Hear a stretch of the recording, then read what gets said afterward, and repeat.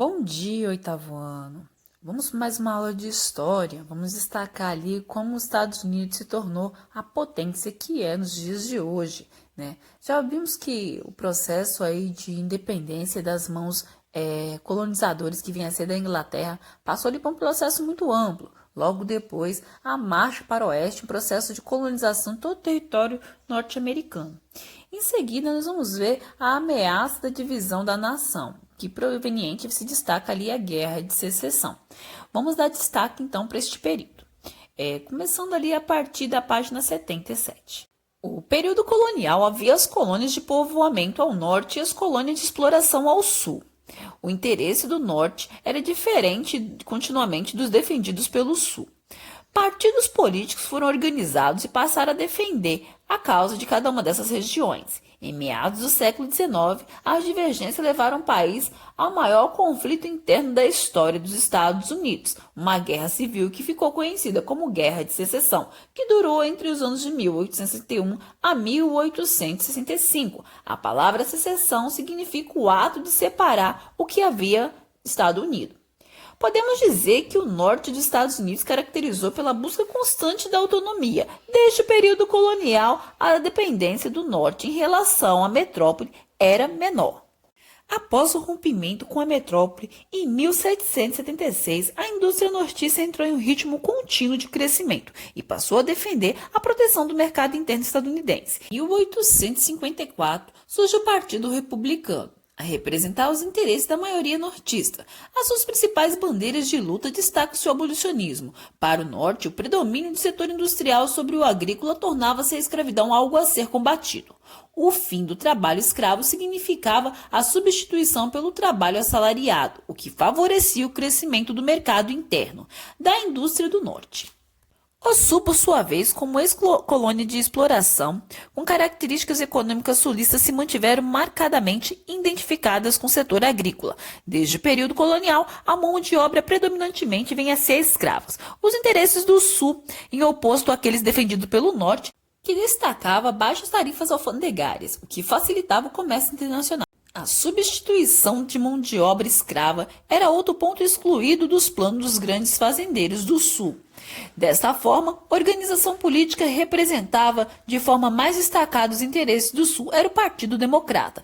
Em 1836, pelos democratas eram conhecidos como um conservadorismo e pela rigidez com que defendia suas ideias e interesses. Dos 7 presidentes dos Estados Unidos, desde a fusão do Partido Democrata até o início da Guerra de Secessão, 5 eram democratas. O predomínio sulista sobre o governo federal se destacava nesse período. Atualmente, as características dos democratas e republicanos não podem mais ser definidas como eram no princípio. O início do século XX foi marcado por profundas mudanças. O Partido Democrata foi se tornando cada vez menos conservador e mais tolerante a negociar, diferente dos republicanos que passaram a defender e adotar uma postura mais rígida e conservadora, aproximando-se das características atuais. Em 1861, 7 anos após a fundação do Partido Republicano, elegeu seu primeiro presidente, Abraham Lincoln.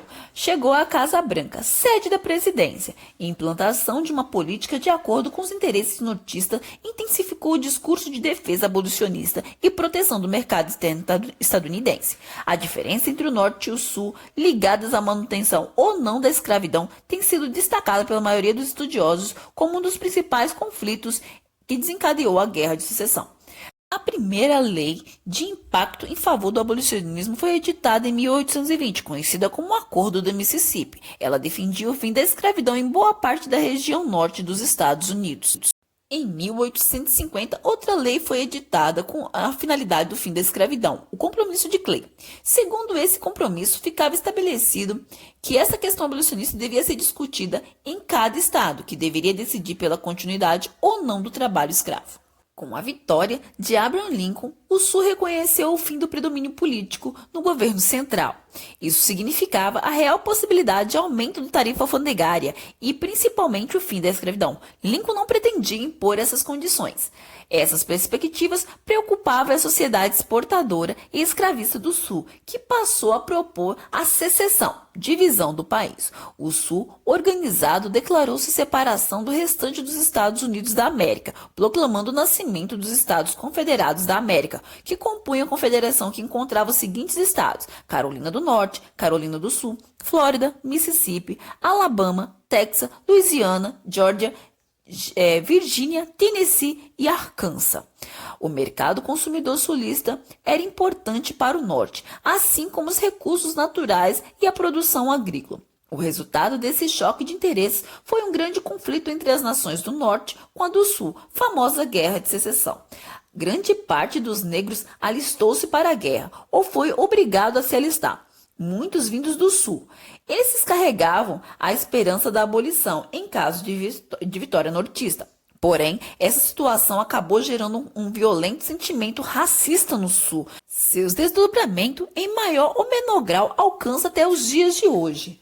É após o fim da guerra, em 1865, com a vitória nortista, a união dos estados foi mantida. Porém, muitos dos derrotados sulistas passaram a acusar os negros pela derrota. Organizações racistas foram se formando pelo mundo, e uma delas que tem fundamento aí ligada à raiz ligada a esse momento da história dos Estados Unidos, a Ku Klux Klan, criada logo após o fim da Guerra de Secessão. Entre as ações, promovia aí inúmeros assassinatos de negros. Outra catástrofe ocasionada pela guerra foi a grande quantidade de mortos, que estima-se em aproximadamente 600 mil pessoas mortas.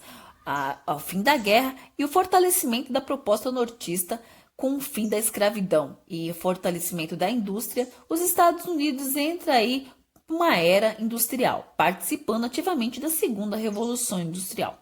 Ao mesmo tempo, foi marcado a importância dos grandes cinturões agrícolas, localizados no centro-sul do país. Como vocês podem observar, os Estados Unidos, ainda até os dias de hoje, é considerado o país mais poderoso do mundo. E isso se deve ao período destacado aí em sua história, tanto o período da independência das 13 colônias, como o processo aí ocasionado pela Guerra de Secessão. Por hoje é só. Tá voando, até a próxima aula.